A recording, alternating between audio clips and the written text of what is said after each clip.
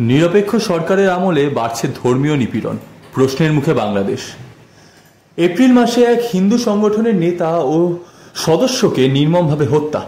মে মাসে নারীদের আইনি অধিকার সংশোধনের বিরুদ্ধে গণ আন্দোলন। আর জুনে এক হিন্দু সম্প্রদায়ের প্রধান উপাসনাস্থল ভাঙচুর। এবং একই সপ্তাহে ধর্ম অবমাননার অভিযোগে আরেক হিন্দু ব্যক্তির ওপর বর্বর হামলা। এসব ঘটনা যেন আইসিস জঙ্গিদের দেশের চিত্র মনে করায়, কিন্তু এটি ঘটছে বাংলাদেশের মতো আমাদের প্রতিবেশী দেশে।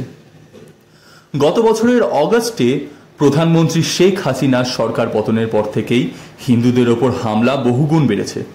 বর্তমানে বাংলাদেশের জনসংখ্যার মাত্র 8% হিন্দু সম্প্রদায়ের অন্তর্ভুক্ত।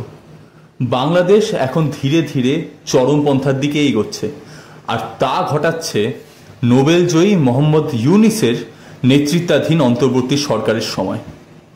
এই সরকারের সাম্প্রতিক সিদ্ধান্ত ছিল জামায়াতে ইসলামী বাংলাদেশ জিআইবিকে আবার রাজনৈতিক দল হিসেবে স্বীকৃতি দেওয়া। এখন তারা দেশের নির্বাচনে অংশ নিতে পারবে। এই সিদ্ধান্ত শুধু হিন্দুদের জন্যই নয়, দেশের মুসলিম জনগণের জন্য বিপদের ইঙ্গিত দিচ্ছে। এই ছিল আমাদের আজকের নিবেদন। আপনারা দেখছেন ট্র্যাভেল নিউজ বাংলা, সংবাদ, ভ্রমণ, বিনোদন সারাক্ষণ। সঙ্গে থাকবেন। আমি ময়ূর ভট্টাচার্য। ধন্যবাদ।